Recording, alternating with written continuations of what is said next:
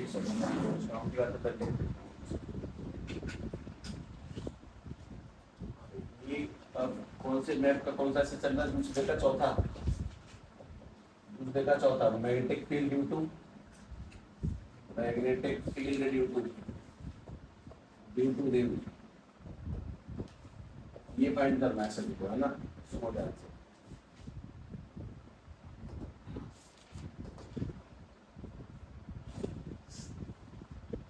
पहले तो डायग्राम ऐसा ही कुछ मतलब उल्टा बना है ना भाई, रिंग वहाँ पे डिस्टेंस यहाँ पर है, ऐसा कुछ घुमाऊ बना है। तो कोई बात नहीं, तुम्हें ये वाला शायद ज्यादा समझ में आएगा, ज्यादा दिखाई देगा, इसलिए बना दिया अपन लोगों ने ये वाला। देखो पहले तो फाइंड करने से पहले काम की बात हुई कि जो तुमने कल देखा था, कल यानी कि फाइनाइट वायर, वो अपने आप में बहुत बड़ा चैलेंज है खुद के लिए समझना भी, है ना? उस टाइम में आज तुम्हारा ये वाला चैलेंज है, फिर तुम एक स्लो पेस स्टार्ट करोगे चैप्टर में तो काफी आसान है, अंडरस्टैंडेबल है बड़ी तरह से। तो बाद आप मीटर चढ़ जाएगा ऊपर, मतलब बीच बीच में ऐसी ड्रॉप आएंगी तुम्हें ये बताएंगे कि चैप्टर आसान है, और फिर बीच में ही ऐसी भी आएंगी जो तुम बताएंगे कि चैप्टर इन तीनों से, पिछले तीनों से कठिन है। तो मैं अब तक कई बार ये कह चुका हूँ कि ये 4 चैप्टर ही 40% है, अपने आप में बहुत बड़ा वेटेज है। तो अगर तुम्हें अकेला परसेंटेज देना हो 10-15%, तो अकेला चौथा। लेंथ बहुत ज्यादा है, मतलब ये तैयार कर लेता है अलग को कि साहब तुमने 3 चैप्टर पुराने फिजिक्स के पढ़े हैं, तो उन तीनों का ही लेवल मिक्स करना है यहाँ पे आके, इसीलिए तैयार किया पहले तो 3 चैप्टर तक पढ़ पढ़ पढ़, और अब जाके वो कंपटीशन तुम्हें इस जगह अपनी बुद्धि का उपयोग करना पड़ेगा। खैर ध्यान से बात सुनो, नहीं करते। बात ये है कि बस सेंटर से इवन डिस्टेंस हम लोगों ने क्या मानी थी, एक्स। थोड़ा डायग्राम देखो ऐसे ये वाला बना लो, कम से कम इसमें आसानी रहेगी, हम थोड़ा मैच कर पाएंगे ना, वो फिर गड़बड़ लगता है, साउंड अच्छी नहीं देता इस वजह से।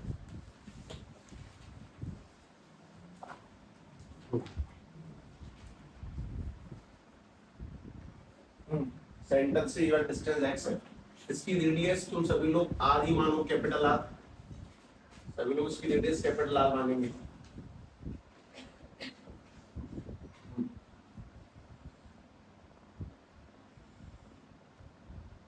और ये डिस्टेंस हम लोगों ने क्या मानी थी, अंडर रूट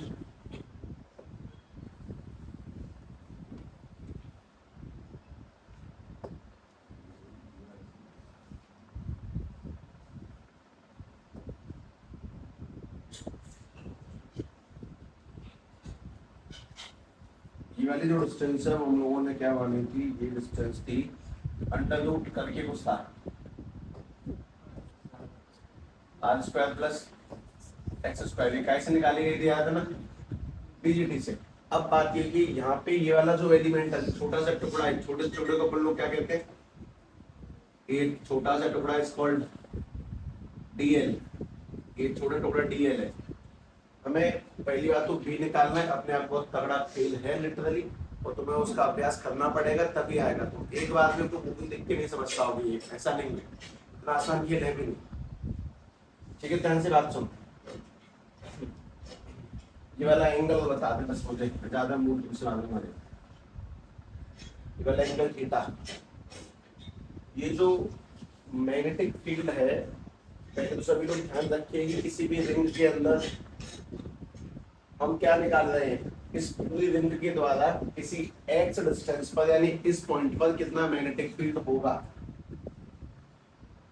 ठीक, हम पूरी रिंग से इकट्ठा नहीं निकाल सकते, इसलिए हम लोगों ने क्या माना, छोटा सा टुकड़ा हमें इससे निकाल लेंगे पहले, उसके बाद में हम इस पूरे टुकड़े क्या कर लेंगे, इंटीग्रेट। ऐसा कुछ प्रोसेस है जो तुम्हें बताया जाएगा तभी होगा, मैं तुम्हें प्रोसेस कितना भी बता दूं तुम लोग अपने बारे से नहीं निकाल सकते जब तक कराया नहीं जाएगा।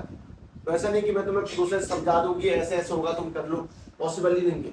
तो ध्यान से बात सुनो, अगर ये वाला एंगल थीटा है और ये डिस्टेंस x, a इसकी रेडियस r, ये वाला दूरी जो है वो अंडर रूट r स्क्वायर है, हमेशा जो मैग्नेटिक फील्ड होगी वो इस डिस्टेंस के परपेंडिकुलर ही होगी, पहले ये भी ध्यान रखें, इट इज कॉल्ड dv। ये जो मैग्नेटिक फील्ड है वो डिस्टेंस के परपेंडिकुलर निकल के जाएगी, ऐसा तुम्हें इसमें दिखाई देगा। मैं तुम्हारे सामने कुछ छोटे मोटे काम करूंगा, वाला देखना। मैं ऐसी शेप को वापस से बनाने जा रहा हूँ, यही वाली शेप है, इसी को ध्यान से देखना। तुम्हारे पास में ये रिंग है, ये वाली जो डिस्टेंस है वो क्या है, x, इसकी रेडियस कितनी है r, और ये वाली जो दूरी है वो under root R square plus X square. ये छोटा सा जो टुकड़ा है उस टुकड़े का नाम क्या है dl, एक छोटा सा टुकड़ा dl है। सभी लोग बस एक छोटी सी बात ये देखें कि इस रिंग में करंट, ये एरो तुम्हें दिखाई देगा ही नाम से, करंट इस तरह से यू करके घूमते ऊपर जा रहा है, तो इस रिंग में करंट आगे की ओर है। बात ये कि इस करंट में और इस लेंथ में कितने का एंगल क्रिएट होता है वो तुम्हें कल्पना करनी पड़ेगी, बस पहली प्रायोरिटी यही है। सबसे जो पहली मेन प्रायोरिटी है वो क्या है वो सुनो। अगर हमारे पास में करंट के बारे में देखें तो करंट का वेक्टर कहां पे जाता है आगे की ओर, तो इसके बीच में जो एंगल क्रिएट होगा लेंथ dl, मतलब करंट के बीच में और इसकी जो डिस्टेंस है उसकी जो एंगल बनता है वो कितने का बनता है 90 का। और ये बहुत कॉम्प्लेक्स बात है, मतलब मैं तुम्हें सही से बताऊं तो ये समझाने में भी अपने आप में चैलेंज आ जाता है कि यार कितने भी मॉडल रख लूं कुछ भी रख लूं, ये बहुत भारी बात थी जो मैंने बता दी। बात ये कि यहाँ पे जो करंट है वो हमेशा कैसा जाएगा आगे की ओर, करंट वेक्टर। इसको समझाने के लिए तुम एक छोटा सा एग्जांपल वो ले सकते हो, जैसे कि अगर कोई आदमी अपने हाथ में रस्सी में पत्थर बांध के घुमाए, तो छोटे सवाल का जवाब, पत्थर कहां जाना चाहता है आगे की ओर, आदमी इसको कहां खींच रहा है अंदर की ओर। कौन सी फोर्स है सेंट्रीपिटल फोर्स, सेंट्रीफ्यूगल फोर्स, और इसके बीच में इसके कितने का एंगल है 90 का। हर सेकंड पत्थर आगे को जाना चाहता है, आदमी हर सेकंड उसको अपनी ओर खींच रहा है, और इनके बीच में वो जो एंगल है वो कितने का 90 का। इसके काफी अच्छे सारे एग्जांपल, जैसे कि सन है और अपने पास में ही पृथ्वी है, तो सन हर सेकंड पृथ्वी को अपनी ओर खींच रहा है और हर सेकंड पृथ्वी आगे की ओर जाना चाह रही है, और ऐसे कंटिन्यूअस पॉइंटों पे वो आगे जाना चाहती है। कौन सा मोशन बना देती है वो इलिप्टिकल। इस पॉइंट पर भी सन अपनी ओर खींचेगा, पृथ्वी आगे को जाना चाहिए। अगर बाय द चांस किसी मूवमेंट पर सन गायब हो जाए तो पृथ्वी जिस डायरेक्शन में है उसी में सीधी निकल जाएगी। सेम पत्थरों के साथ होता है, तुम उसको घुमा रहे हो, तुम कभी छोड़ दो, जैसे तुम उसको छोड़ोगे वो किसी एक डायरेक्शन में सीधा निकल जाएगा। वैसे करके पहली बात यहाँ पे एंगल कितने का है 90 का, यहाँ पे कितने का एंगल है 90 का। इसमें कौन घूम रहा है पृथ्वी, पत्थर, तो इनका एंगल 90 है। यहाँ पे कौन घूम रहा है रिंग में, कौन घूम रहा है करंट, तो करंट का उस वेक्टर के साथ में कितने का एंगल बनता है फिलहाल सबसे पहली काम की बात 90। ये थोड़ी सी याद रखने वाली बात मान लो, स्वीकारने वाली बात मान लो, लेकिन तुम्हें ये मानना पड़ेगा कि जिस तरह से पत्थर हर सेकंड आगे जाना चाहता है, हम उसको अंदर खींचते हैं, तो वहां पे जो एंगल है वो 90 का बनेगा। जिस तरह हर सेकंड पृथ्वी अपनी पोजीशन पे आगे जाना चाहती है, हम उसको अंदर खींचते हैं, तो एंगल कितने का बनता है 90 का बनता है। ठीक जैसे यहाँ पे पत्थर, यहाँ पृथ्वी घूम रही है, यहाँ पे कौन घूम रहा है करंट, और करंट हर सेकंड आगे जाना चाह रहा है, तो इसके बीच में जो एंगल बनेगा वो कितने का बनेगा 90 का। और अपने आप में सबसे पहला पॉइंट यही चैलेंज है कि इससे डेरिवेशन को कोई फर्क पड़ेगा नहीं। अगर मैं तुम्हें ऐसे बिना बताए कह देता कि याद कर लो, एक चीज याद कर लो कि यहाँ पे जो एलिमेंटल लेंथ dl है उसके बीच में और इसके बीच में वो जो एंगल बनता है वो कितने का बनता है 90 डिग्री का। तो बहुत बड़ा इंपैक्ट नहीं पड़ता, वो तो मुझे बताना था इसीलिए मैंने बताया, वरना सभी लोग सबसे पहले स्टार्टिंग में क्या करेंगे dv equals to mu not upon में 4 पाई i dl, और साइन थीटा की जगह पे क्या पुट करेंगे sin 90 अपॉन में r स्क्वायर। और इस 90 को याद रखने के तुम्हारे सबसे काम की चीज वो घुमाने वाला एग्जांपल। हम जब भी किसी पत्थर को घुमाते हैं तो हर सेकंड पत्थर कहाँ जाना चाहता है आगे की ओर, हमारी फोर्स कहाँ खींचती है उसको अंदर की ओर, तो दोनों के बीच में वो जो एंगल बनेगा वो कितने का बनेगा 90 का। और ठीक वैसे यहाँ पे करंट आगे की ओर जाना चाहता है, रेडियस अंदर की ओर लग रही है, तो उन दोनों के बीच में कितने का एंगल लगेगा 90 का। ये बात तुम याद करके आगे बढ़ा दो। इस चीज के चक्कर में पढ़ने पर कहीं ना कहीं ये बहुत बड़ा विनाश हो ही जाता है, पक्का हो जाता है। तो खैर आगे चलते हैं, ध्यान से बात सुनो। dv is equals to mu not upon में 4 पाई i dl, sin 90 की वैल्यू 1 अपॉन में r स्क्वायर। एक सेकंड रुको, ये r क्या चीज है, ये रेडियस नहीं है, ये इस पॉइंट से डिस्टेंस है। तो तुमने डिस्टेंस को पुट करो, तुम्हें डिस्टेंस को वहां पे पुट करो, और जैसे तुम पुट करोगे तो बन जाएगा कैपिटल R स्क्वायर प्लस के एक्स स्क्वायर का अंडर रूट का होल स्क्वायर। ये इस पॉइंट की और इस पॉइंट के बीच की डिस्टेंस है। इसमें कैपिटल R क्या चीज है, कैपिटल R क्या चीज है ये बताओ, रेडियस। और x क्या चीज है, डिस्टेंस कहां से लेके कहां तक, सेंटर से लेके पॉइंट तक की सारी बातों को जान ले। ये आर का डिस्टेंस है, आर ये स्लेंट हाइट वाली डिस्टेंस है, स्लेंट हाइट है, हमें उसका स्क्वायर रखना है, तो हमने उसका स्क्वायर रखा। इसमें कैपिटल आर क्या चीज है, रेडियस ऑफ द रिंग, और एक्स क्या चीज है, distance from the centre, centre से डिस्टेंस। कैपिटल आर क्या चीज है, रेडियस। ये चीज ध्यान से देखें, कैपिटल आर रेडियस है, ये डिस्टेंस फ्रॉम द सेंटर है, और ये वाली स्लेंट हाइट का डिस्टेंस है। यहाँ पे स्लेंट हाइट वाली डिस्टेंस का स्क्वायर रखना है, एक चीज कट जाएगी, dv is equal to mu not upon में 4 बाई IDL अपॉन में R square plus X square. और ये बहुत सिंपल सिंपल स्टेटमेंट है, बात सिर्फ तुम्हारी नहीं है, बात ये कि इस दुनिया में पढ़ने वाले जितने भी लोग हैं तो सबके आगे रिंग की डेरिवेशन पढ़ना समझना अपने आप में चैलेंज है, और पता भी है, लगता भी है देख करके क्यों है। मैंने क्यों जानबूझ से कल ये टॉपिक एट द एंड आके छोड़ा, क्योंकि हड़बड़ी में कराने का बेनिफिट नहीं है। अगर चीज कठिन हुई है तो भी थोड़ा टाइम लेके बताओ, कठिन तो है वाकई में। क्या सबसे पहली काम की जो याद करने की बोली साफ साफ ये कि तुम्हें थीटा की जगह पे पहले क्या पुट करना है, इस जगह पर 90, किसी ना किसी तरह से 90 का एंगल बनता है, बस ये बात सीधी सीधी मोटे मोटे दिमाग की बात। मैं भी नहीं घुसा उस बात को समझाने के बीच में ज्यादा अंदर की 90 कैसे बना, समझोगे नहीं तब तक आगे नहीं बढ़ूंगा। सीधी बात है कि 90 बनता है, इस बात को स्वीकार लो, क्योंकि उसके बाद वाले चैलेंजेस तुम्हारे आगे बहुत बहुत सारे आने हैं।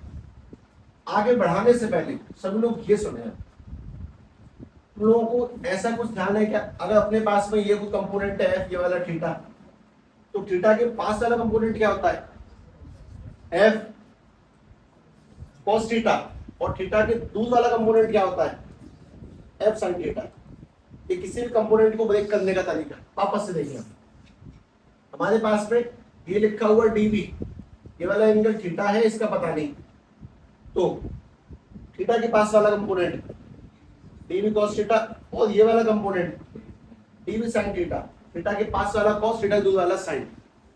मैं इस चीज का यहाँ पे इस्तेमाल करूंगा, और शायद मुझे डेरिवेशन का आखिरी पॉइंट वही है। मतलब अगर मैं तो मोटे मोटे शब्दों में उसको तोलूंगा, मतलब मैं सिर्फ खत्म कर दूंगा डेरिवेशन को, तब तो पता लगेगा कि यार इतना भी कठिन नहीं है शायद। मतलब हम लोगों ने जिस दिमाग से याद कर रखी है वो दिमाग जब तुम देखोगे, अभी तुम वो देख रहे हो जो किताबें कहती हैं, फिर अपना दिमाग देखोगे तब समझ में आएगा कि ठीक था, इतना कोई बहुत बहुत बड़ा काम नहीं है। ध्यान से बात सुनो, मैंने जानबूझ के इन दोनों पॉइंटों को आगे बढ़ा दिया, तो थोड़ा चेंज करना चाहिए। ये आगे गया और ये आगे गया।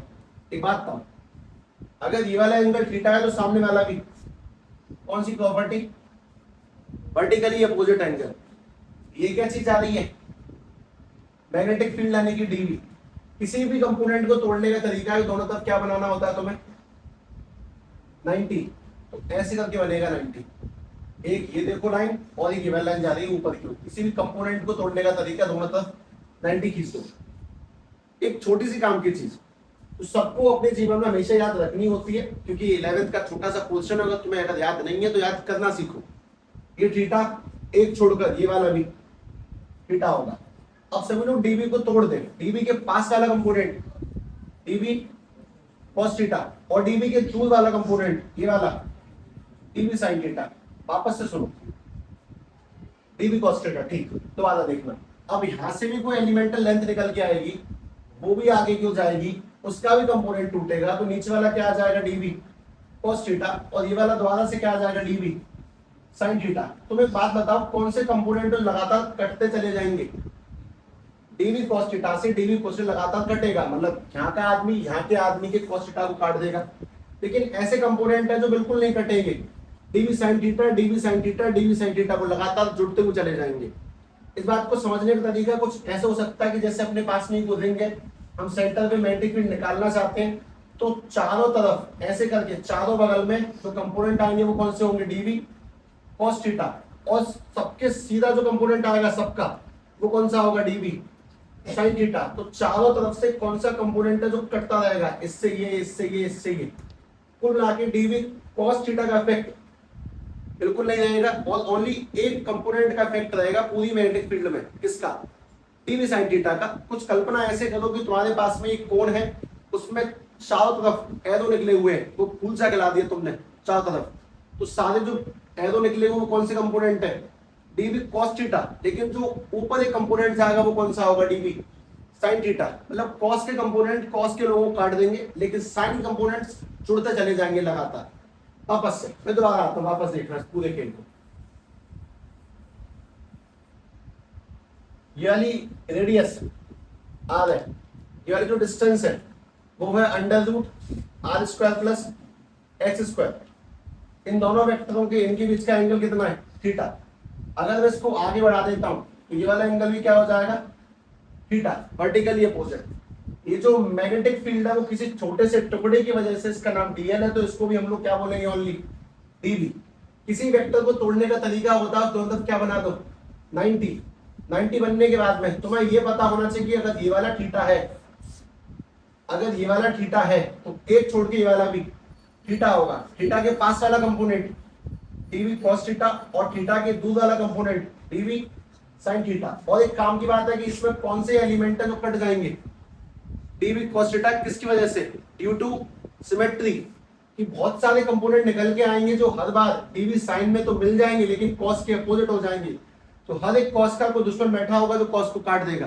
तो मैं रीजन लिखता हूं, due to symmetry, due to symmetry all DV cos theta will be cancel out, will be cancelled out। सारे सारे DV cos theta cancel out हो जाएंगे, बट डीवी sin थीटा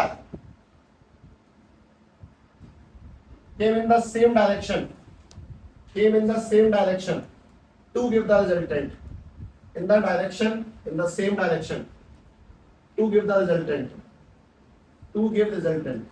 सारे सारे cos थीटा कटेंगे लेकिन sin थीटा जुड़ते चले जाएंगे। तो ऑब्वियसली पहली चीज अपने आप में बहुत बड़ी सीढ़ी है कि ये डायग्राम समझाना, लेकिन तुम्हें कुल मिला के दो पार्ट में सारी बातें तौल दी जाती हैं। पहली बात की तुम पहले थीटा की जगह पे 90 पुट करके थोड़ा आगे बढ़ाओगे, फिर एक बात देखोगे cos थीटा कट गया तो बस क्या जोड़ना है, sin थीटा। और डेरिवेशन में इससे आगे कुछ ज्यादा फंसेगा नहीं, बस इतना ध्यान से एक बार लिखें। और फिर मुझे इस पूरे टॉपिक को तुम्हें पक्का ही करवाना है, क्योंकि तुम्हारे सामने चैलेंज है ऑब्वियसली है। मतलब अगर ये बात मुझे समझाने में कठिन महसूस हो रही है तुम लोगों को, तो तुम्हारे लिए तो डबल कठिन हो गई, ज्यादा कठिन हो गई। तो पहले इस चीज को लेके और मुझे इस पूरी कहानी को सेट करने दो। जब तक मैं इस कहानी को टोटली फिनिश नहीं कर दूंगा वो शांति नहीं आएगी। इस वजह से पहले लिख दे इतना।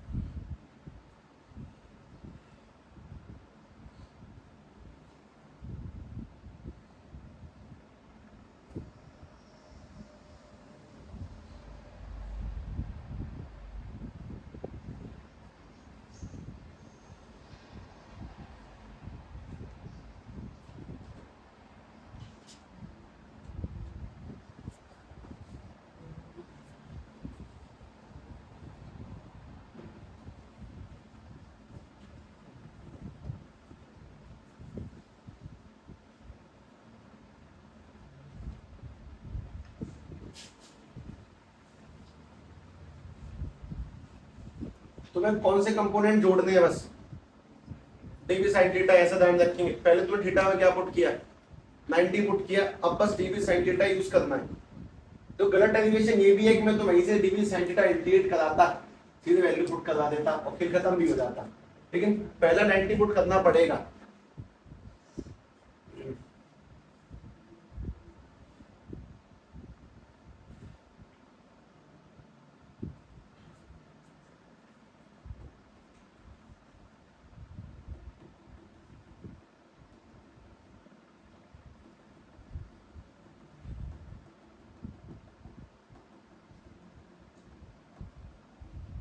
डायग्राम में बने रहना। एक बात तब तक मैं कर दूंगा तो सही बात में पुट। बस साइन थीटा की वैल्यू कैसे निकलती है, पी अपॉन में एच। यहाँ पे पी कौन है, थीटा के अकॉर्डिंग पी कौन है, आर रेडियस, और 90 के सामने हाइपोटेनस कौन है, under root R square plus X square. ठीक है, ये सर्कल, ये रिंग है, रिंग का पेरीमीटर निकालने का तरीका क्या होगा, 2 इंटू पाई इंटू आर। तो रिंग की जो टोटल लेंथ निकल के आएगी वो टोटल लेंथ निकालने के लिए हम लोग सिंपली पुट कर सकते हैं 2 पाई आर। आर माने रेडियस होता, नहीं ध्यान से देखें। हमें पूरा बी निकालने के लिए कौन से कंपोनेंट को इंटीग्रेट करना है? DB sine theta cos theta, हमें डीबी साइन थीटा को जोड़ना है। अच्छा ध्यान से मुझे डीबी की वैल्यू बताओ, तुम लोगों ने अभी लिखी है जस्ट म्यू नॉट अपॉन में 4 pi I D L upon में आर स्क्वायर नहीं है कुछ और है। अच्छा वो वाला ठीक है, R square plus X square और मल्टीप्लाई में क्या चल रहा है? Sine theta. पता है इस पूरे खेल में क्या क्या कांस्टेंट है, इस फॉर्मूले में क्या क्या कांस्टेंट है देखना। म्यू नॉट अपॉन 4 पाई कांस्टेंट है, आई यानी कि रिंग में बहने वाला करंट कांस्टेंट है, आर यानी कि रिंग की रेडियस कांस्टेंट है, एक्स यानी सेंटर से डिस्टेंस कांस्टेंट है, साइन थीटा यानी कि वाला एंगल भी कांस्टेंट है, एंगल नहीं बदलेगा। इसमें दो चीज कांस्टेंट नहीं है, वो बहुत सिंपल था, इंटीग्रेशन है तो क्या होगा बस dl यहां पे रहेगा, बाकी सब बाहर निकाल दो। b इज इक्वल टू में म्यू नॉट अपॉन में 4 pi I sine theta upon में R square plus X square और इंटीग्रेशन में क्या लगेगा? dl यानी कि लेंथ का इंटीग्रेशन। बताओ रिंग की पूरी लेंथ को इंटीग्रेट करेंगे तो क्या निकल के आएगा? 2 पाई आर।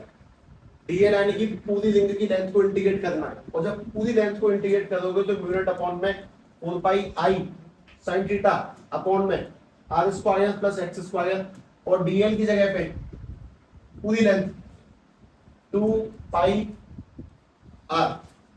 सभी लोग साइन थीटा की वैल्यू पुट करवा दो, जैसे अभी तो सुनी थी। म्यू नॉट अपॉन में 4 पाई आई अपॉन में आर स्क्वायर प्लस के एक्स स्क्वायर इनटू में चल रहा है 2 पाई आर। साइन थीटा की वैल्यू क्या निकाली बताना? तो है अभी तो निकाली थी साइन थीटा की वैल्यू आर अपॉन में under root R square plus X square.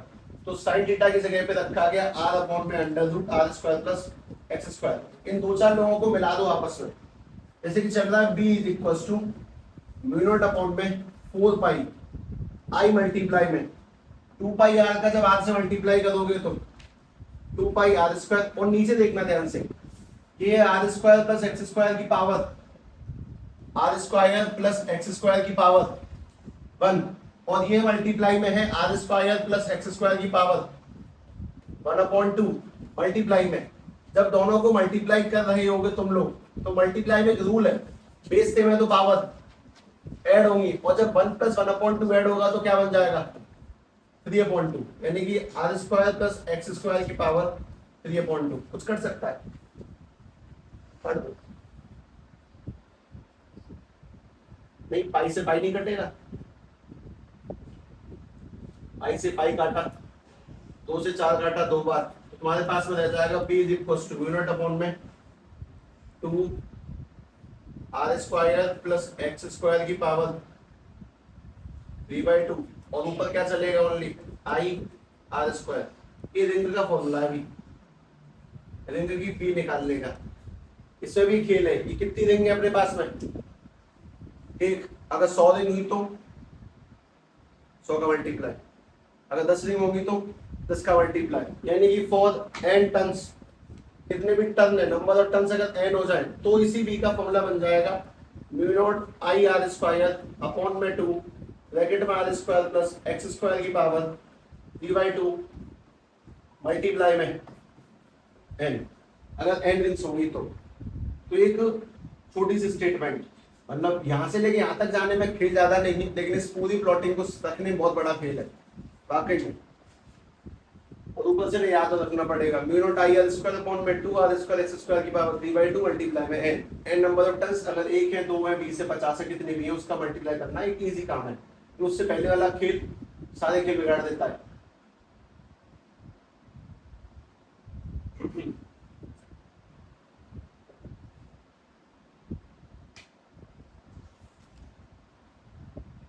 Chapter की स्टार्टिंग डेज इतने सॉलिड है इसके, बस बाकी तो फिर भी एक स्मूथ डिलीवरी है, बाकी सभी टॉपिक्स की स्मूथ है।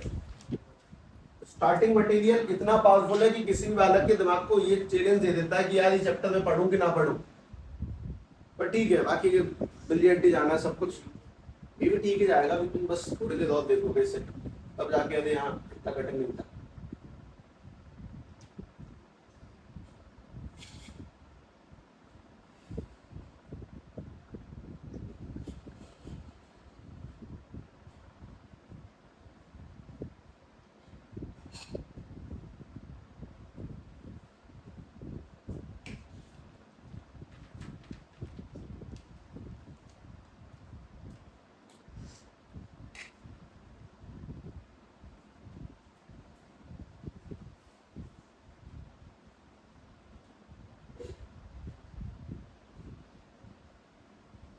लिख दिया तुम लोगों ने, दोबारा देखें।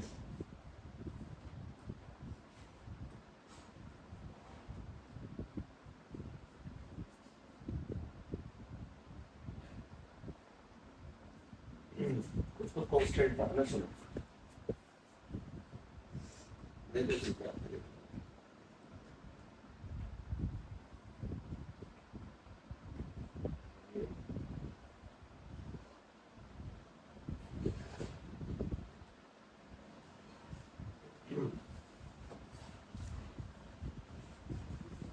देखना भाई, सबसे पहली चीज बायोट-सावर्ट लॉ के अकॉर्डिंग डीवी इक्वल्स टू में, मैं सारी डेरिवेशन दोबारा करता हूँ वापस से ध्यान से, इस बार डायग्राम बदल दूंगा बस।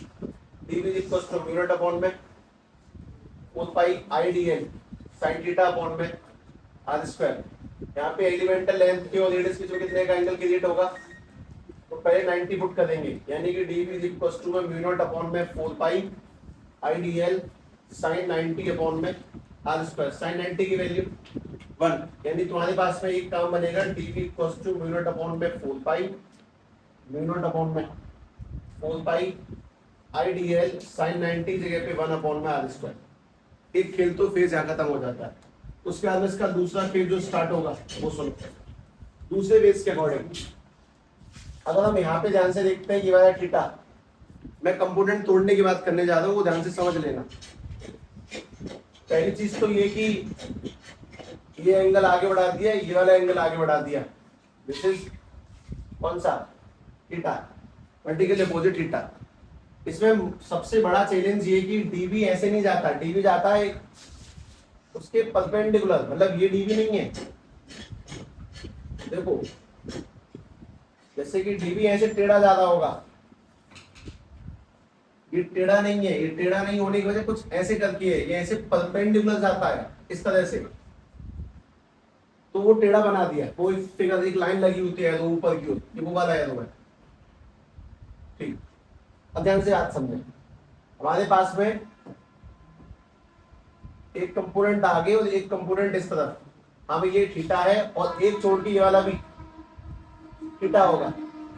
डीवी को जब तोड़ेंगे तो थीटा के पास वाला कंपोनेंट कौन सा और दूर वाला कौन सा, कौन से कंपोनेंट कैंसिल होंगे, cos थीटा हटा, सीधा आता हूं इधर डायरेक्ट लिखो, डायरेक्ट लिखो कि वी नो की all dv cos theta will be cancelled out due to symmetry. All dv cos theta will be cancelled out due to symmetry. और जो रिजल्टेंट बनेगा वो किसकी वजह से बनेगा, symmetry. And dv sin theta will give us resultant, will give us resultant, ये हम लोगों को रिजल्टेंट देगा।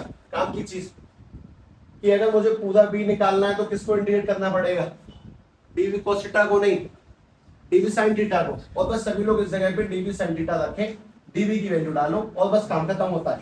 dv की वैल्यू तुमने पहले निकाली थी, उसको म्यू नॉट अपॉन में 4 pi IDL sin theta upon में आर स्क्वायर। और तुम ये कहना चाहोगे साहब ये तो यहीं से कर लेते, गलत है वो। पहले 90 बनाओ, 1 करने के बाद में दोबारा पुट करो। इसमें कौन कौन कांस्टेंट है, सब कांस्टेंट है सिवाय एक आदमी के, DL के। तो DL छोड़ के बाकी सब कुछ बात, यानी म्यू नॉट अपॉन में 4 pi I sin theta upon में आर स्क्वायर। और इंटीग्रेशन में क्या लग जाएगा, DL। इंटीग्रेशन में DL लगने के बाद में तुम लोग एक चीज बहुत सिंपली सोच सकते हो, P इज इक्वल टू में म्यू नॉट अपॉन में 4 pi I sin theta upon में आर स्क्वायर। वैसे आर की जगह पे तुम्हें क्या डालना था, आर यानी ये वाली डिस्टेंस है, इस जगह पे क्या पुट होगा, तो उसका स्क्वायर सीधे सीधे आर स्क्वायर प्लस के एक्स स्क्वायर, रूट काट दिया। और डीएल यानी कि पूरी लेंथ का, रिंग की पूरी लेंथ को अगर इंटीग्रेट करेंगे तो क्या बन जाएगा, 2 पाई आर। इस जगह पे एक छोटा सा काम और करना है, कौन सा, साइन थीटा की वैल्यू पुट करनी है।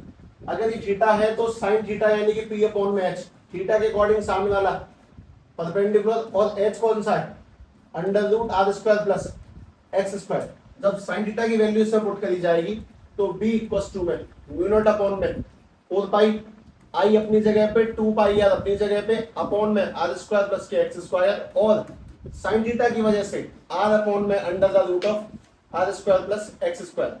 जिस दिन हम लोग इसको सॉल्व करेंगे उस दिन म्यू नॉट अपॉन में 4 पाई आई इंटू में ये वाला 2 पाई आर इंटू में आर करने पर 2 पाई आर स्क्वायर और नीचे वाला आर स्क्वायर एक्स स्क्वायर की power 1 R square X square की पावर 1/2 को जोड़ने पर आर स्क्वायर एक्स स्क्वायर की पावर 3/2। इसमें एक चीज कट जाएगी 2 से 4 और पाई से पाई। जब पाई से पाई काटा गया 2 से 4 काटा गया तुम्हारे पास में बी की वैल्यू निकल के आएगी mu not I R square upon में 2 ब्रैकेट में आर स्क्वायर प्लस के एक्स स्क्वायर की पावर 3/2। और उसके बाद में काम कीजिए नंबर ऑफ टर्न्स।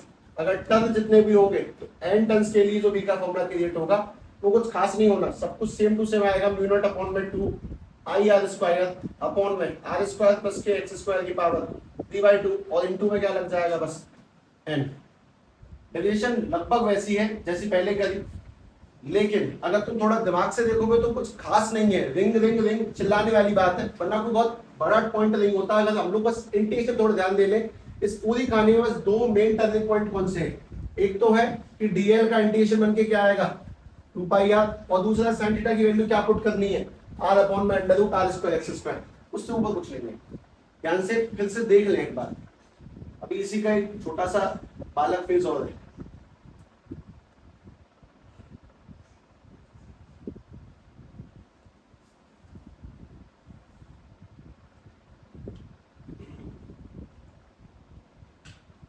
पालक फेज लिखता हूं मैं इसका।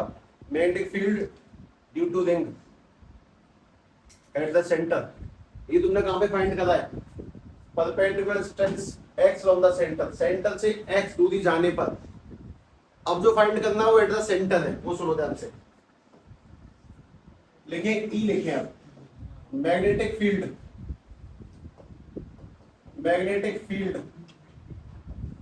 Due to a ring at the centre of ring. Ring के सेंटर पर मैग्नेटिक फील्ड निकालने का क्या तरीका होगा? रिंग के सेंटर पर फील्ड निकालनी है।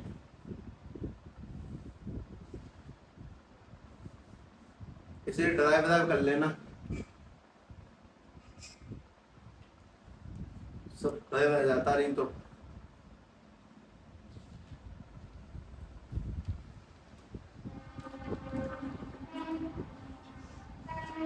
क्या करते हैं। सफेद को गुलाबी चलेगा, गुलाबी में सफेद चलेगा।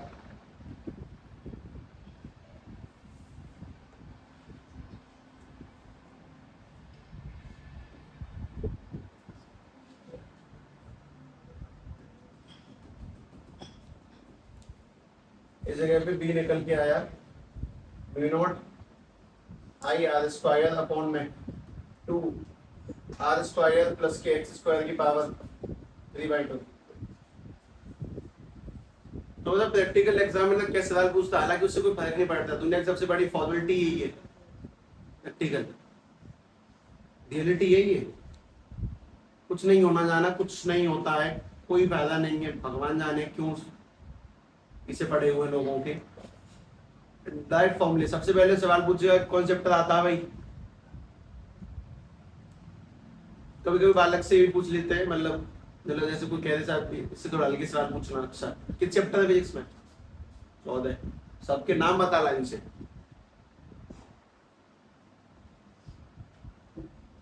कभी कभी ये भी सवाल होता है कि कौन चैप्टर आता है जी? सेमीकंडक्टर आता है। अच्छा नहीं नहीं नहीं नहीं, चौथा मूवी चार्ज मैग्नेटिक। बता रिंग का फॉर्मूला क्या होता है? वो नहीं पता। सिंपल ये सवाल होते हैं, फॉर्मूले याद होने चाहिए। जैसे कल का पहला फॉर्मूला क्या था? फाइनाइट वायर का म्यू अपॉन में 4 pi I by sin theta 1 plus sin theta 2। वो जीव को ना वो अभ्यास दो बोलने का। दूसरा था इनफिनाइट वायर का म्यू अपॉन में 4 पाई 2 आई बाई ए और सेमी इनफिनाइट का म्यू अपॉन में 4 pi I by A. Ring का mu not I R square upon में 2 आर स्क्वायर एक्स स्क्वायर की पावर 3/2। और सेंटर का अब वो देखें, मतलब सोचना नहीं पड़ता ये ना, मतलब शब्दों को अगर तुम जैसे 4 7 जा 6 5 जा 9 9 जा 10 2 जा 12 12 जा 44 वैसे वैसे याद होने चाहिए, वो वाली चीज है। अब बात सुनो, हम यहां से जितना कदम आगे चलते हैं उसको हम लोग क्या कहते हैं? एक्स यानी डिस्टेंस। अब तुम खुद बताना, मैं यहां से पीछे जा रहा हूं तो x बढ़ रहा है कि घट रहा है? मैं और पीछे गया तो घटता गया घटता गया घटता गया, मैं घटते घटते यहां पहुंच गया। अब x की वैल्यू क्या हो गई है? 0। और x की वैल्यू 0 होने का मतलब कहां पे पहुंच गए हम? सेंटर पे। तो सेंटर होने का मतलब होता है कि x की वैल्यू 0 हो चुकी है। और अगर सेंटर पे मैग्नेटिक फील्ड निकालना है तो x की वैल्यू 0 हो चुकी है। फॉर्मूला बना दो, B इज इक्वल टू में mu not I R square upon में 2 आर स्क्वायर प्लस 0 की पावर 3/2। तुम ये बात जानते हो कि आर स्क्वायर की पावर 3/2 है। आर स्क्वायर की पावर 3/2 है, 2 से 2 कटेगा, रह जाएगा आर की पावर 3, आर की पावर 3। तो हम लोग जब नीचे लिखेंगे तो b equal to mu not I R square upon में 2 आर की पावर 3। आर 2 से 2 कट गए तो फॉर्मूला क्या बचेगा? म्यू नॉट आई अपॉन में 2 आर। खत्म, ये सेंटर का फॉर्मूला हो गया। बस सेंटर होने का मतलब x की वैल्यू क्या हो जाती है? 0। अब सेंटर जगह तुमसे ये बोले कि साहब डिस्टेंस को डबल कर दिया पहले से, मतलब पहले x था, डिस्टेंस कर ली 2x। अब फॉर्मूला क्या बनेगा? तो यहाँ पे x के पे क्या पुट करोगे? 2x, और 2x का स्क्वायर यानी कि 4x स्क्वायर। तो ये बात समझने की सेंटर पे फाइंड करना कोई बहुत बड़ी डील नहीं है। सेंटर पे अगर मैग्नेटिक फील्ड निकालना है तो वो मतलब डिस्टेंस 0 हो चुकी है और खत्म के।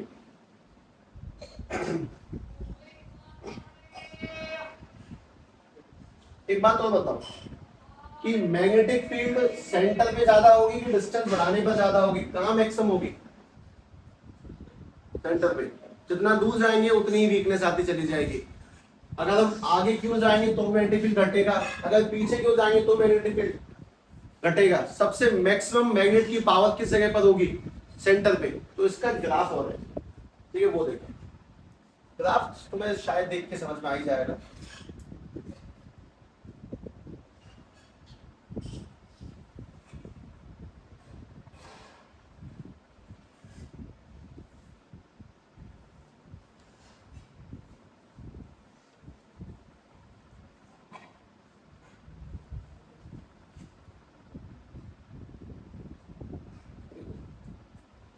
इसका ग्राफ ध्यान से देखना, ग्राफ ऐसे काफी आसान है।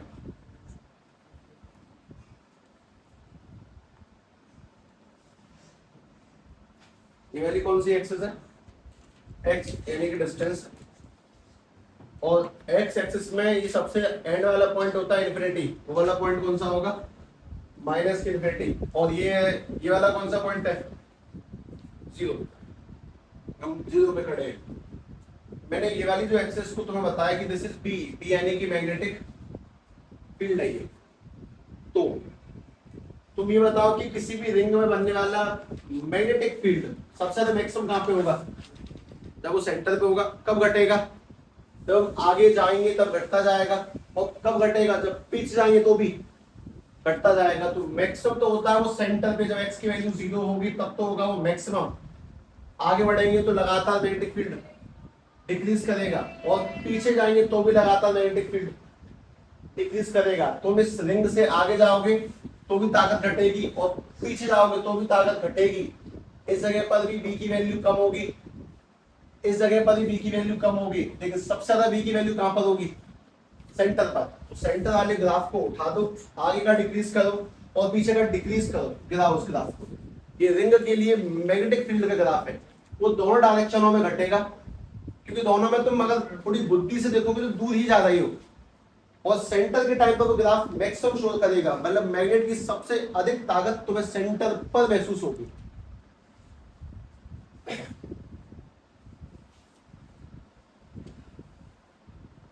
चैप्टर के दूसरे पॉइंट की चौथी डेरिवेशन तक गई हो और वहां पे तुम्हारी आंखें बाहर आ गई होंगी। ये सोच लिया करो मन में कि यार सब इस ये दुनिया सब सभी पढ़ के निकले होंगे ना।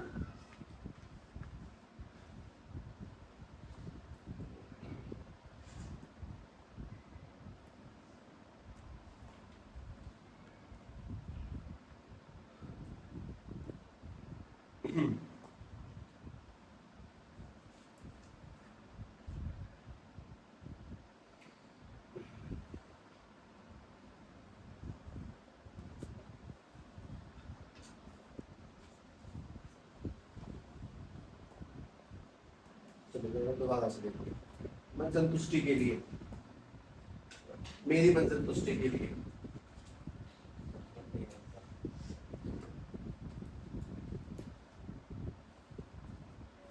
चौथा, magnetic field due to ring,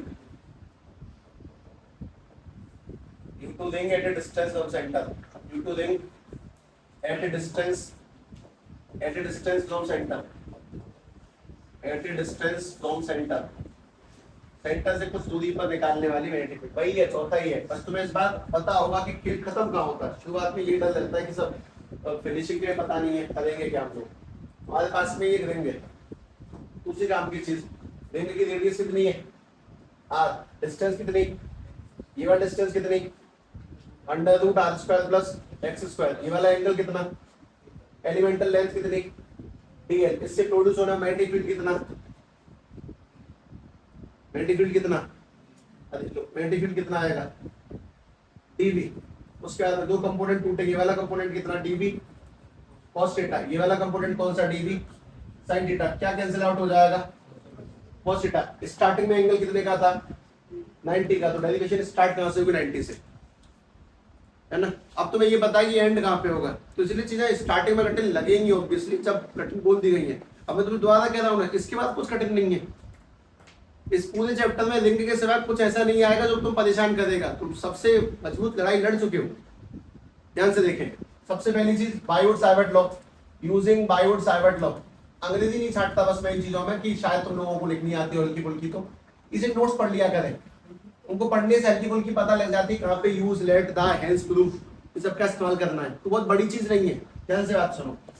अपने पास बायोट-सावर्ट लॉ की dv is equal to mu not upon में 4 pi IDL sin theta upon में r स्क्वायर। तुम जब स्टार्ट करोगे तो r की जगह पे कौन है, डिस्टेंस कौन सी है, मतलब r स्क्वायर। अच्छा दोबारा पुट कर देंगे, तो ध्यान से वापस से देखना, dv इज इक्वल टू में म्यू नॉट अपॉन में 4 पाई, दो वैल्यू पुट करवाता हूं मैं तुमसे। सबसे पहला तो थीटा क्या डलेगा 90, और अपने पास में डिस्टेंस कौन सी है, ये under root r square x square, इसका तुम होल स्क्वायर पुट करोगे तो बन जाएगा r square plus x square. sin 90 की वैल्यू 1, तो तुम्हारे पास में dv की जो निकल के आएगी कहानी वो निकल के आएगी म्यू नॉट अपॉन में 4 पाई, अपने पास में आ जाएगा IDL अपॉन में r square plus x square. इसके बाद में तुम्हें क्या लिखना चाहिए, तुम ये बता दो कि साहब कोई से कंपोनेंट है जो कट गए और कौन से हैं जो बचे रह गए। तो हम लोग ऐसे बोलेंगे कि all dv cos theta cancel out, all dv cos theta मारे गए, और अपने पास में क्या बचा dv sin थीटा, जिन्हें हम लोगों को क्या कर देना है इंटीग्रेट। तो हमारे पास में जो d मतलब जो b निकालने का तरीका है वो किसको इंटीग्रेट करके आएगा, dv sin थीटा को। अब सभी लोग dv की वैल्यू पुट करवाएंगे। dv की वैल्यू क्या है इसके अंदर से, म्यू नॉट अपॉन में 4 पाई IDL अपॉन में r स्क्वायर प्लस के x स्क्वायर sin थीटा। इसमें क्या कांस्टेंट नहीं है, d है, तो बाकी सब कुछ बाहर जाएगा, यानी कि म्यू नॉट अपॉन में 4 pi I sin theta upon में r स्क्वायर प्लस के x स्क्वायर, सब कुछ बाहर गया, इंटीग्रेशन बचा dl। dl यानी कि लंबाई को जोड़ना है, रिंग की पूरी लंबाई 2 पाई है, और एक वैल्यू और डालनी है, कौन सी sin थीटा की।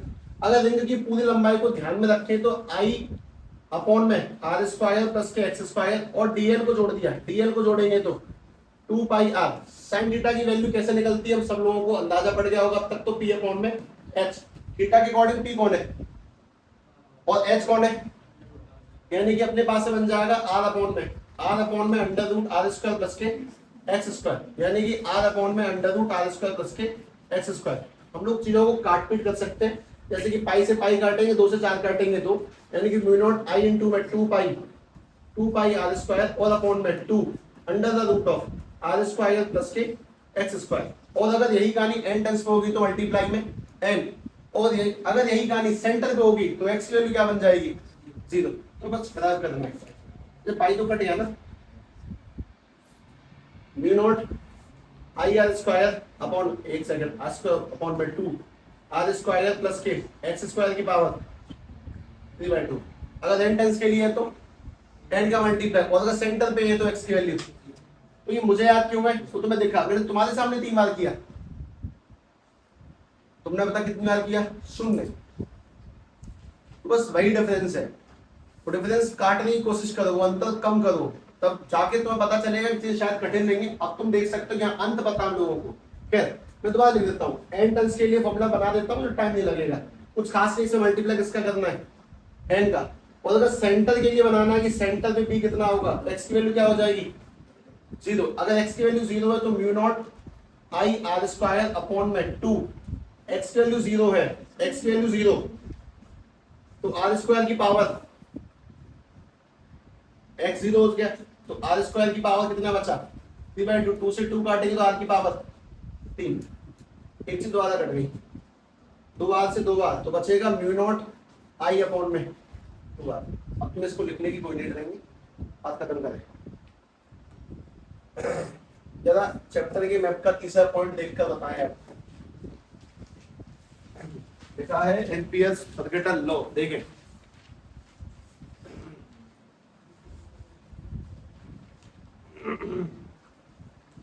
उसमें 2 बातें लिखी हैं, सोलिनॉइड और टॉरॉइड। देखें हमारे पास में है Ampere circuital law, ampere circuital law. चलो एक छोटी सी बात, बायोट साइवर्ट लॉ से हम क्या फाइंड करते हैं, बी मैग्नेटिक फील्ड की ताकत कितनी है, चुंबक कितनी ताकत से खींच रही है, उसका इस्तेमाल तुमने 4 जगहों पर किया, फाइनाइट, इनफाइनाइट, सेमी इनफाइनाइट और रिंग। तुमने हर जगह पे बी बी बी और बी के फॉर्मूले निकाले। एम्पियर सर्किटल लॉ से हम लोग क्या फाइंड करेंगे, बी। ये भी मैग्नेटिक फील्ड फाइंड करने का तरीका है। Ampere circuital law mostly similar to Gauss law है, बस थोड़ा सा डिफरेंस है, वो कुछ एरियल वॉल्यूम इंटीग्रेशन है, ये लाइन इंटीग्रल है। बताऊंगा मैं तुम्हें, बताता हूँ। पहले तो मुझे गॉस लॉ बताओ अगर तुम्हें याद हो तो। गॉस लॉ फ्लक्स निकालते हैं उससे, हाँ क्या है, Q inside upon epsilon not, ठीक है। और फ्लक्स निकालने का फॉर्मूला और था, असली फॉर्मूला क्या था, dA cos थीटा। और तो पता हम लोगों ने इनको कंबाइन किया था, तब बनता है integral E dot dA equals to में Q इनसाइड अपॉन में एप्सिलॉन नॉट। ये कौन सा इंटीग्रल है, एरिया का इंटीग्रेशन है। तुमने इसका इस्तेमाल 2 जगहों पर किया, बता देता हूँ। एक तो इनफिनाइट वायर पे निकालने के लिए, यहाँ पे तुम्हारा फॉर्मूला कुछ सिग्मा अपॉन में और लैम्डा अपॉन में 2 फॉर्मूले बनते हैं। और एक इस्तेमाल किया प्लेन शीट पर, तो वो रिवाइज होने चाहिए। जैसी शटल तुम्हें इसकी दिख रही है कि इससे तुम लोग क्या निकालते थे बताना, इलेक्ट्रिक फील्ड, वो इलेक्ट्रिक फील्ड का चैप्टर था। आज मैं मैग्नेटिक फील्ड निकालने के लिए कोई आदमी दोबारा से आया तो फॉर्मूला देकर जाएगा। मैं पहले तो लिख देता हूं है क्या, समझाने वाली बात वाकई बात की है, लेकिन ध्यान से बात सुनो क्या है। इंटीग्रल जैसे कि E डॉट dA था, वैसे B डॉट dl है। यहाँ पे एरिया था, this is called areal integral, surface integral, this is called surface integral. Surface area का इंटीग्रेशन किया जाता है तब जाके आंसर निकलता है। यहाँ पे लाइन है, L है, this is called line integral. Length को इंटीग्रेट कर देंगे, कॉल्ड लाइन इंटीग्रल। अच्छा, फ्लक्स किस कारण से बनता था, चार्ज की वजह से। और मैग्नेटिक फील्ड किस कारण से बनती किसी वायर में, करंट की वजह से। तो फ्लक्स में यहाँ पे कौन लगा है, इलेक्ट्रिक फील्ड में कांस्टेंट कौन था, एप्सिलॉन नॉट। यहाँ पे कांस्टेंट कौन है, वहां पे कांस्टेंट था एप्सिलॉन नॉट। इस चैप्टर में कांस्टेंट का रोल कौन प्ले करने आया है, म्यू नॉट।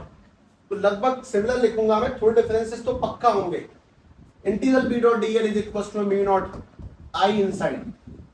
अगर तुम्हारा दिमाग इन दोनों बात को कंपेयर कर गया तो you have a brilliant brain. देखो पहले ध्यान से, पहली चीज गॉस लॉ से क्या निकालते हैं, इलेक्ट्रिक फील्ड किसको इंटीग्रेट करके, एरिया को इंटीग्रेट करके। अंदर क्या रखा होता है, चार्ज अपॉन में एप्सिलॉन नॉट। हम एम्पियर सर्किटल लॉ से क्या निकालेंगे, मैग्नेटिक फील्ड किसको इंटीग्रेट करके, लाइन को इंटीग्रेट करके। अंदर क्या रखे, करंट कितना है इनसाइड, लगभग सेम है। ये वाला सरफेस इंटीग्रल था, ये वाला लाइन इंटीग्रल है। अच्छा, गॉस लॉ में 2 बातें पढ़ी थी हम लोगों ने, एक तो इनफिनाइट वायर और दूसरा क्या पढ़ा था, प्लेन शीट। इनफिनाइट वायर के द्वारा इलेक्ट्रिक फील्ड का फॉर्मूला शायद कुछ ऐसा निकल के आया होगा, लैम्डा अपॉन में 2 पाई आर एप्सिलॉन नॉट, और प्लेन शीट का निकला था सिग्मा अपॉन में 2 एप्सिलॉन नॉट, नेट मिला के सिग्मा अपॉन में एप्सिलॉन नॉट हो जाता था बाद में कभी। यहाँ पर भी दो पढ़ने हैं,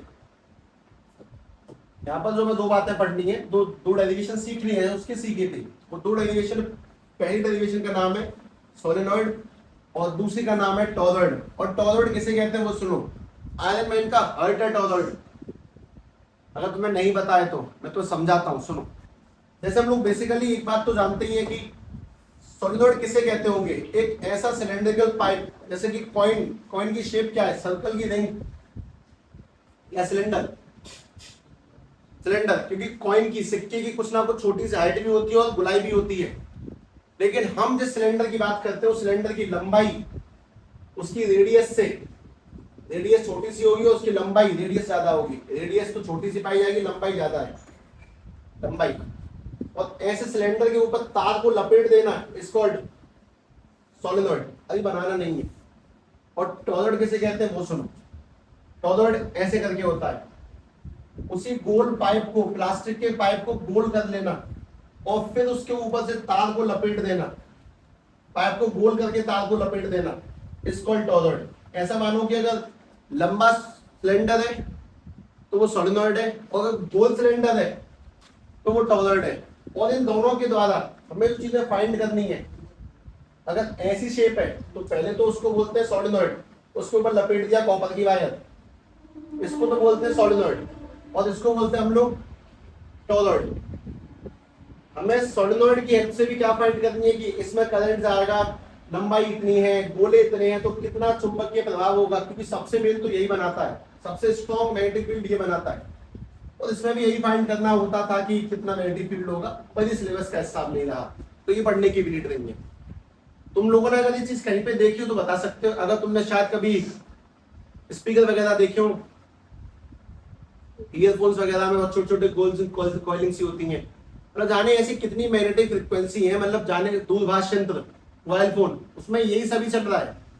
इन्हीं सभी का कहना कि इस्तेमाल है। तुम एकदम से इनको पढ़ के मोबाइल नहीं बना दोगे, लेकिन कुछ बेसिक एलिमेंट सीख जाओगे आगे चल के। इसीलिए वो इंजीनियरिंग की सबसे पहला पढ़ाव ही 12th की फिजिक्स है, इंजीनियरिंग का सबसे पहला पढ़ाव। तो बेसिक एबीसीडी सिखा रही है, बेसिक एबीसीडी ही चल रही है आगे इंप्लीमेंट करने के लिए। तो मोस्ट इंपोर्टेंट बात है कि एम्पियर सर्किटल लॉ से हम क्या निकालेंगे, मैग्नेटिक फील्ड। कौन सी शेप पे निकालते थे, सोलेनॉइड में और टॉरॉइड में। अब तो बस कौन सा पढ़ना होगा, ओनली सोलेनॉइड। ये बस ध्यान रखें, इस चीज को शेप सही बना लेंगे, अपने पास में पढ़ने के लिए वाला हिस्सा है, ध्यान से। ये लाइन इंटीग्रल है क्योंकि इसमें डीएल है, वो सरफेस इंटीग्रल तक उसमें एरिया था, लेकिन इस चीज को खरीदने से पहले पुरानी चीजों को पक्का करना है, इस बात का विशेष ध्यान रखें। पुरानी 5 बातें हैं जिनको पूरा पूरा लिख के पढ़ना है, इसे लिख लो पहले।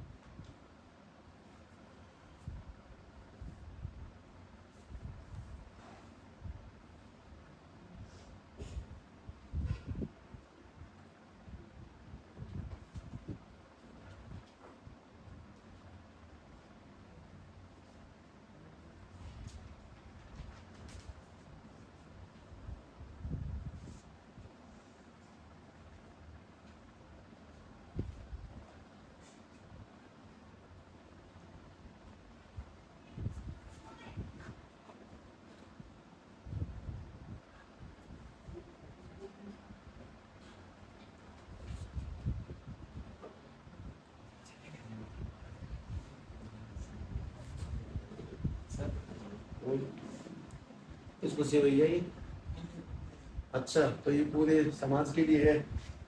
एक मिनट, चलो जून के जन्मदिन का अभी तो किसी का मनवा ही नहीं, कम से कम बेचारे बालकों का तो किया, ये सब मेरा तो जून में आता है। तो आप पहले इस लड़की को बैठ लेते हैं, उसका मुंह बेटा का देंगे।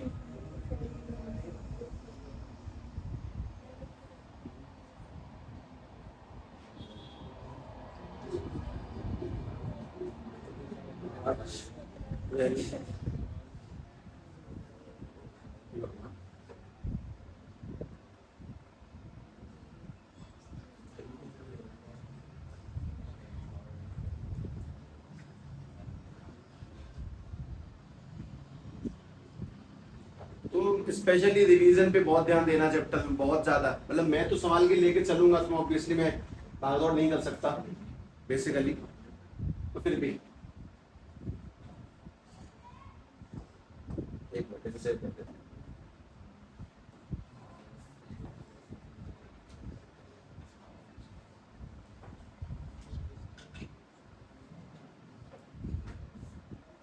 क्या था क्या 10 जून 10 जून